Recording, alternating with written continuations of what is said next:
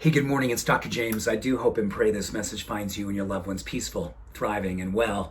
In this morning's message, I just want to begin by emphasizing when I say peaceful, I'm really affirming in prayer for that right here for all of us. Over the last couple of weeks, many of you have reached out through private messages and you've shared with me that this is a very, very anxious time.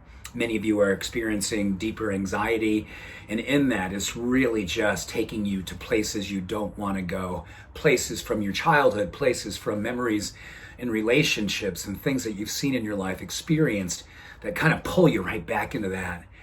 And I just want you to know, right up front, I know exactly what you're feeling.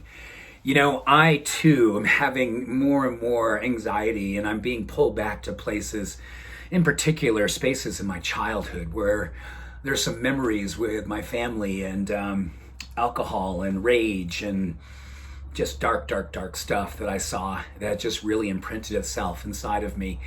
And even today, when I see someone doing something ugly, even just, I'm gonna say subtle ugly, just some of the stuff people say, let alone the videos that can pop into your world, and it's just like watching a train wreck. I can't help myself. I go in when I don't want to go in, and it only happens now and then, but when I do, the same experience pulls me in just like I was when I was a little boy. And I feel small and I feel powerless. And then the anxiety just wraps itself around me. So I've been doing a lot more deep work over these last few days, in particular on healing and acceptance and self-compassion. And just self-awareness, just doing, hey, you know what? That doesn't look like a place you want to go, so don't go there. But there's things that can happen, right? You can see things out in the world today, you know, on the road and just stuff in public, you know, they're just out there. And it immediately brings me back to my childhood, the same kind of trauma. I feel small and I feel powerless. So I'm working on some stuff, and I've got a couple of really cool things I'm discovering. And, you know, science for me is really, really important, but spirituality is much more important. So I'm kind of combining science and spirituality with my work around panic and PTSD and anxiety. And there's one primal practice that continually finds its way into science, and I love how spiritual it is.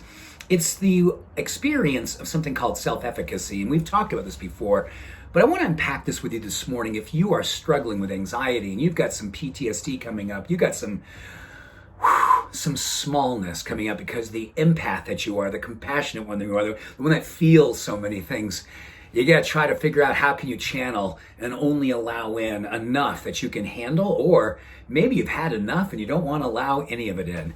Well, this practice of being a witness. So here's how it works, that prayer, we know, prayer or meditation, they're the same thing for me. They're mindfulness.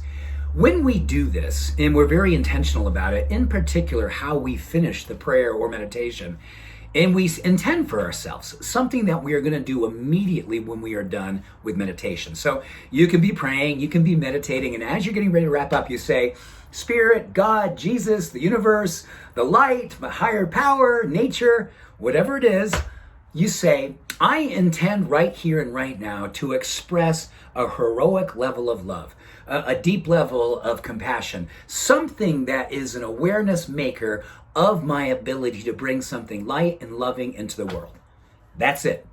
And then when you're done with your meditation or you're done with your prayer, you literally do that thing. Have it be something that's simple, like sending a text, doing a 30-second FaceTime, making a little video and then sending it to somebody. Or you've got someone you live with, you've got a lover, a partner, a child, a grandparent, whoever. You go and do that love act immediately. You pray, you meditate, and then you go and do the love act. Because when you do the love act, it actually galvanizes the part of our brain that is connected to self-efficacy, which is helping to silence the part of our brain that creates anxiety and brings us back into PTSD experience and brings us back into panic and dark places. It literally helps to thicken the firewall. So you have a little bit more protection from what's going on out there. And it also reinforces confidence, but a unique kind of confidence. When you look at the word confidence, you go back to the Latin root, and it's confidere, which means deep faith in one's ability to be who they really are. Now, there's a little bit of me playing with that, but there's something deep faith in your ability to be. So then you got to fill it in from there. Who do I want to be? I want to be strong. I want to be loving. I want to be courageous. I want to be compassionate.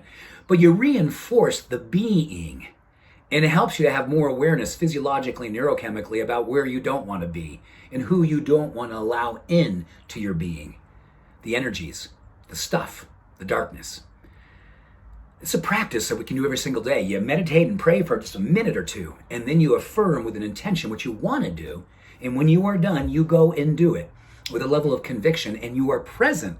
You're totally present for it. Don't be like, oh, I'm thinking about where I got to do it. Here's that email. No, I am sending a note to my mom. Mom, I love you. I miss you. You're amazing. I'm thinking about you. Send. And then it goes, and your brain is going, okay, I'm better. A checkup from the neck up. I'm stronger. I'm channeling. I'm awake. I'm aware. I am love. I got this. Self-empowerment, self-improvement, spirituality, science, coming together, helping us to rise. I'm with you, going through the same things you are, but I want to go through this. I want to be in this. I don't want to run away from it. I want to lean into it. I want to help to heal it. I want to be a beacon. I want to be a permission giver for all the people around us.